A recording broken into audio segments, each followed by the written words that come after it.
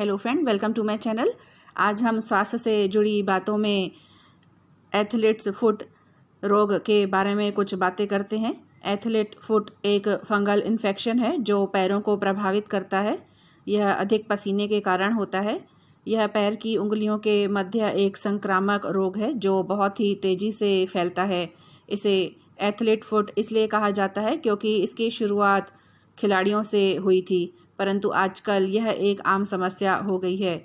चूँकि यह टीनिया नामक कवक से होता है, इसलिए इसे टीनिया पेडिस भी कहा जाता है। यदि इसका समय पर इलाज नहीं किया गया तो यह दिन प्रतिदिन बढ़ता ही जाता है।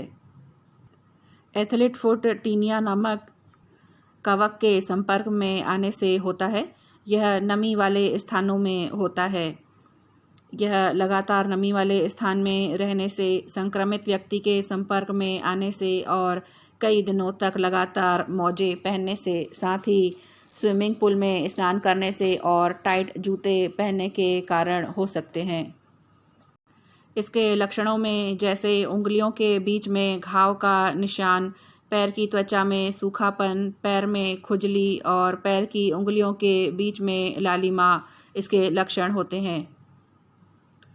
एथलीट्स फुट चूँकि फंगल इन्फेक्शन है जिसका उपचार एंटी फंगल दवा है, अतः डॉक्टर की सलाह से एंटी फंगल टैबलेट्स या लोशन ले सकते हैं जिनमें माइक्रोनोजोल और क्लोट्रिमाजोल, टोलनाफट और हाइड्रोजन पेरोक्साइड एथलीट फुट की बीमारी के मुख्य कारक फंगस को नष्ट कर देता है। एथलीट फुट से बचने के लिए नंगे पैर नमी वाले स्थानों पर जाने से बचें, क्योंकि एथलीट फुट जिस फंगस से होता है वह नमी वाले स्थानों पर हो सकता है। प्रतिदिन मोजे धोकर पहने और संक्रमित व्यक्ति के कपड़े, मोजे, जूते या तौलिए के उपयोग से बचें।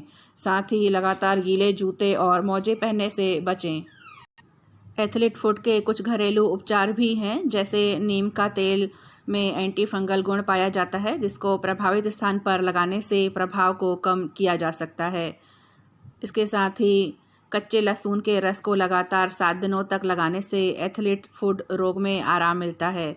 और अपने पैर को सूखा रखकर आप रोग के प्रभाव को कम कर सकते हैं। साथ ही सिरका को पानी में मिलाकर उसमें पैर डुबाकर रखने से एथलीट फुट में आराम मिलता है। और हल्दी में भी एंटी फंगल गुण पाया जाता है, अतः आप हल्दी का उपयोग करके भी एथलीट फुट से छुटकारा पा सकते हैं। और एथलीट फुट में फिटकरी का उपयोग करके आप एथलीट फुट को फैलने से रोक सकते हैं। एथलीट फुट एक कवक संक्रमण है जो आमतौर पर पैर की उंगलियों के बीच शुरू होता है। यह आमतौर पर उन लोगों में होता है जिनके पैर तंग फिटिंग जूते के भीतर ही सीमित होते हैं और इन लोगों के पैर में बहुत पसीना आता है। एथलीट फुट के लक्षणों में त्वचा पर दाने आना शामिल होता है, जिसमें आमतौर पर खुजली, चुभन और जलन होती है। यह बीमारी संक्रामक है और दूषित फर्श, तौलिए या कपड़ों के माध्यम से फैल सकती है। एथलीट फुट आपकी त्वचा पर लाल चकत्ते पैदा कर देता है।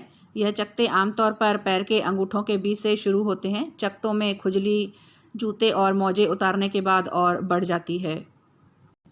यह आपके एक या दोनों पैर प्रभावित कर सकता है और आपके हाथ की ओर भी फैल सकता है, खासकर अगर आप प्रभावित क्षेत्र को छूते हैं या खुजाते हैं तो।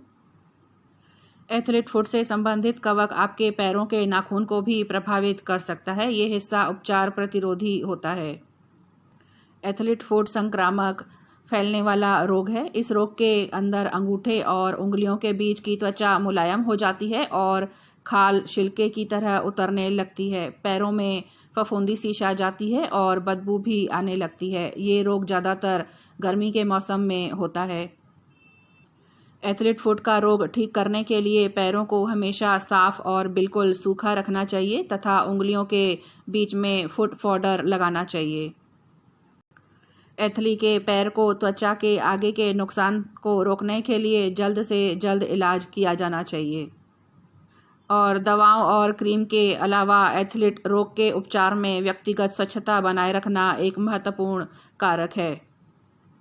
एथलीट फुट के संक्रमण हल्के या गंभीर हो सकते हैं, लेकिन सकारात्मक परिणाम के साथ अच्छी तरह से इलाज किया जा सकता है। हालांकि कभी कभी फंगल संक्रमण को एंटी फंगल दवाओं के साथ भी खत्म करना मुश्किल होता है। एंटी फंगल दवाओं के साथ लंबे समय तक उपचार के बाद भी चकत्ते गायब हो जाते हैं। एथलीट पैर में संक्रमण को वापस रखने के लिए आवश्यक है। आगे की पुनरावृत्ति को रोकने के लिए सामयिक दवाओं या मौखिक एंटीफंगल दवाओं को कम से कम 2 से 3 सप्ताह के लिए लिया जाना चाहिए। इसके अलावा अन्य निवारक उपाय जैसे कि पैरों को साफ और सूखा रखना, दूसरे मोजे का उपयोग करना, लंबे समय तक नम वातावरण से बचना और संपर्क से बचना जहां संक्रमण संभव हो सकता है, और लंबे समय तक जूते पहनने से पहले दैनिक आधार पर एंटी फंगल पाउडर का भी उपयोग कर सकते हैं। यह पैरों को ताज़ा रखने और फंगल विकास को रोकने में मदद करता है। यदि इसके लक्षण हल्के हैं और जल्द से जल्द इलाज किया जाता है तो इसका उपचार 2 से 4 सप्ताह के भीतर हो सकता है। अगर अधिक लक्षण हैं तो इसका उपचार 1 महीने से अधिक समय लग सकता है। वे धीरे धीरे 6 या 7 महीने के बाद बंद होने लगते हैं और ठीक होने में 1 साल लग सकता है। तो फ्रेंड, आप ऐसी स्थितियों में सावधानी जरूर बरतें और रोग को बढ़ने से पहले ही उसका इलाज करें। तो फ्रेंड, इस तरह से स्वास्थ्य से जुड़ी इतनी ही बातें हम मेरे आने वाले वीडियो पे करेंगे। तब तक के लिए आप प्लीज़ चैनल को लाइक, शेयर और सब्सक्राइब जरूर करें। साथ ही बेल आइकन को भी प्रेस करें ताकि मेरे आने वाले वीडियो की जानकारी आप तक पहुंच सके।